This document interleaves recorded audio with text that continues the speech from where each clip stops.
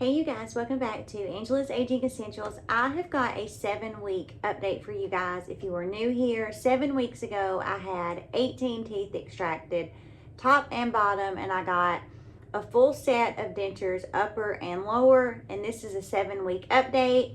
If you enjoyed this, I hope you give me a big thumbs up, subscribe to the channel, and I have done several videos documenting my denture journey in hopes that if you are new to dentures, considering dentures, whatever the case is, that my videos provide you a little bit of insight as far as how my journey has been. And with that, let's jump right in. Still, everything is going really good. I'm still really thankful that I made this decision. My only regret is that I would have done this sooner.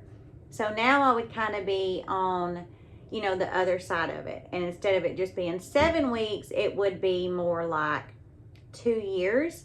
But with that, it is what it is, and we are where we are. Every week it seems like a new challenge comes. I overcome a challenge, and so I want to talk a little bit about that. You can go back and kind of watch my videos, especially the first week when I had my teeth pulled. I had a lisp, and that lisp has pretty much gone away, but now sometimes I almost feel like I kind of whistle a little bit when I say some words, and that is definitely something new. You know, I'm asking my daughters and my husband, and they don't notice it, but when I talk, like, I notice it now.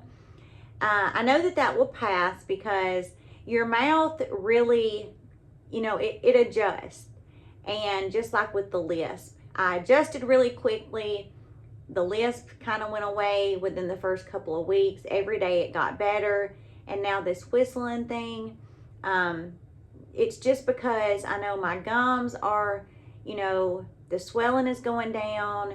Everything is really working on getting kind of even out. And with that, I know my dentures are fitting a little bit different. They're still fitting great, still not having to use any adhesive. But I think that's where this whistling noise that I hear, maybe you hear it, maybe you don't, but I know that I hear it. That's one of those new things that just seems to happen overnight. I go to bed not whistling and I wake up whistling. But I also want to apologize for my allergies. I have a tickle in my throat.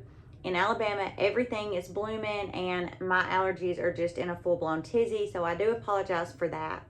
But let's go from kind of this whistling thing into eating. Now, I'm 7 weeks and I'm finding that I am really able to eat anything that I want to eat. I talked a little bit about this in my last video. It may not be the way I would have ate things before I got dentures, but I'm not going to let my dentures stop me from eating whatever it is that I want to eat.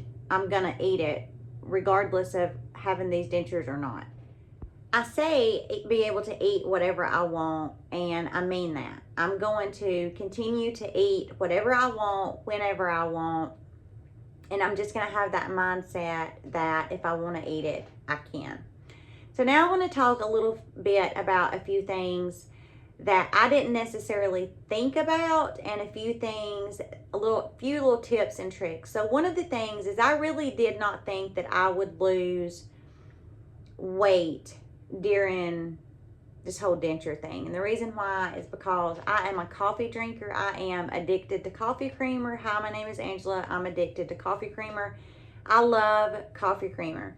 And I am a 4 or 5 cup, you know, of coffee in the morning. I love my coffee. I love my coffee creamer, and it is loaded down with sugar. I'm a sweet eater, and so just losing weight was not something really that I thought about. I have been cramming in the protein shakes. I mean, eating ice cream by the gallons. I'm not even kidding you guys. Those big gallon tubs. It's a whole situation over here at Angela's house. The ice cream is a problem. So I just did not think that I would lose weight. I have lost about 10 pounds, and I'm not mad at it. I'm 44 and I was 142 pounds, and I went to have my annual, you know, at the doctor the other day and weighed, and I was 132. So I've lost about 10 pounds. I'm 5'4", and well, I'm 5'4.5". I want to give myself that half inch. So, you know, I'm not mad at the fact that I lost weight, but I'm kind of to the point now where I don't want to lose any more weight because I don't want my clothes. My clothes fit me. I'm one of those people that I like my clothes fitted. You know, I like my jeans like painted on my body. And now my painted on jeans are just a little bit looser than they were, but I don't want to get, you know, where they're like I have to buy new clothes. And I don't think that that is going to be a problem because at 7 weeks, I am really getting where, you know, my diet is really getting back to where it was before I got these dentures. Going back to eating. I'm eating what I want, when I want. So be prepared to, you know, perhaps lose some weight. And that's me losing 10 pounds with having my coffee creamer, ice cream, protein shakes, cake. I mean, if it's sweet, then I'm going to eat it. And I've ate probably more sweet things than I have anything. So just be, you know, be mindful that you could lose some weight. Another thing is I have been to the dentist a total of 4 times in 7 weeks. And 2 of those was the day that I got these placed, and then the very next day when I had to go back. I've only been 2 times since then, and 1 time was last week, and I went in for 2 things.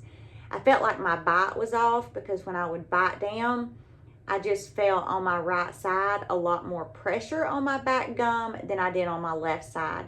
And I also wanted her to kind of shave some of my gums off. So first, let's talk about how I was really able to tell that it was my bite was off versus just my gums being sore. So I had been noticing for about a week and a half that when I would eat anything on my right side, I would really be able to tell, like I could feel it on my gum. It didn't hurt, it wasn't painful, but it just felt like more pressure when I would bite down on my right side versus my left side. I look like I'm doing sock puppets. So I did go into the dentist and I said, I think my bite's off, and she checked it and she said, yes, it is off. So I knew that it was my bite and not just part of the healing process because, you know, I felt like if it was part of the healing process, then it would have been the same on the left and it was only on the right. So that was how I was really able to kind of tell the difference. Okay, this is not just part of the healing process, but something is really wrong as far as my, you know, I say wrong like it's so dramatic, but something is off. So she fixed that. The other thing I'm going to show you guys, you can kind of see on my gums how kind of pronounced those gums are. Right there too. Well, the front was like that. And I noticed it like the day after. You know, I was like, wow, the gums on these suckers are really, really pronounced. And she said, well, do you want me to shave them? And this was like the day after I got these. I said, you know what, let's kind of hold off on shaving them down. I may have even talked about this in a video. I said, I want my swelling to go down, and, you know, this may be a good thing. You know, we'll just kind of wait and see. So now I'm 7 weeks, and I feel like a lot of my swelling is gone. Most of my swelling is all gone. I'm still a little swollen. I decided, yeah, I want to have these gums shaved down. So when I went in to have my bite, you know, adjusted, she shaved some of the gums down. And now I'm like, dang, I mean, it really took away a lot of the volume on my top lip. You guys, I had so much volume on my top lip. My niece asked me if I got lip filler. She was like, did you get lip filler? And I was like, no, I got new teeth. But, I mean, it really made a difference. And I was talking to my dentist, and she said, yes, a lot of my older women patients like to have their gums so pronounced like that because as you get older, you get that hollow look and you lose a lot of your volume. And just, you know, having that thicker gum really does give you volume. But I almost felt like it made me look like I had lip filler and it migrated because, you know, it wasn't just poking out my top lip. I could have dealt with that, but it was more, you know, like right through here to the point where I would smile and I would get like this wrinkle, this really deep indentation there. So she shaved those down for me. I also had a on my right side, inside my mouth, like inside my cheek, I had like this line kind of that just run up the inside of my cheek. And that was another way that I was able to tell that my bite was off, because it wasn't on my left side. So, I can even still show you guys. You can see that line right there. It's getting better. It was a lot worse, and it was kind of causing me to almost bite the inside of my cheek. So that's just some tips and tricks. If you have anything like that, that was because my bite was off. And then my gum in the back, you know, had more pressure when I would bite down, and that's how I knew that my bite was off, that it needed to be adjusted. Other than that, you guys, I am doing really, really great. I am still so thankful that I made this decision. My only regret is that I did not do this like 2-3 years ago. If I would have done it then, I would be on the other side of it now, and I would be eating corn on the cob and, you know, caramel apples and beef jerky. But we are going to get there nonetheless.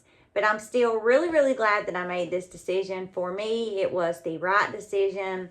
And I, you know, am not walking around with Orajel and that Dentic, that putty stuff. And I mean, I'm just not walking around with all the things. Like, you guys, when I tell you I had emergency kits everywhere, in my car, in my purse, in my fanny pack, in all the bedrooms. I mean, I was just sitting on ready 24/7 that I was going to get, you know, really bad toothache. A tooth was going to break. I mean, I was living in constant fear. That, like, Angela, can you be any more dramatic? But, you know, if you have been there, then you know it is a real fear that something is going to go wrong, and then on top of that, you're terrified of the dentist, so you have like a double fear. It's just no fun. And I'm just really glad and thankful that I am not having to, you know, be that person anymore that is constantly afraid that something is going to go wrong. So that is just a really quick 7-week update. We talked about weight loss. We talked about your bite being off from really thick gums. Just some tips and tricks.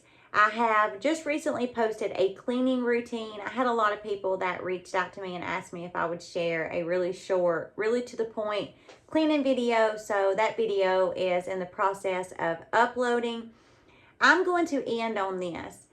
If you are new to dentures, and I say new within the first week, sit down in front of the mirror and practice smiling. I know that sounds so funny, but it's almost like you forget how to smile. Me especially, because I had, you know, was missing some teeth, and I had really trained myself to be able to know how to smile. You know, what angle to smile, how big I could smile. And I was just always self-observant of, you know, okay, don't smile too big, you know. But learning how to smile with this full, beautiful set of teeth has really, really been an adjustment. So go sit down in front of the mirror, get goofy, not like literally tickle yourself, but say something that you know is going to crack you up and get you tickled, and really pay attention to how you smile, because I have been in a lot of situations where I've got cracked up, or somebody has wanted to take a picture, like my daughter has been like, Mom, let's take a picture. And I am just like, wait, you know, and then I've smiled and I've been like, does that look normal? Now I have really mastered it because I took the time to really practice. But as silly as that sounds, I promise you, go sit in front of the mirror and practice smiling. It will be super beneficial to you, I promise. And with that, I apologize again for my allergies. Everything's blooming in Alabama, and I have that constant tickle in my throat.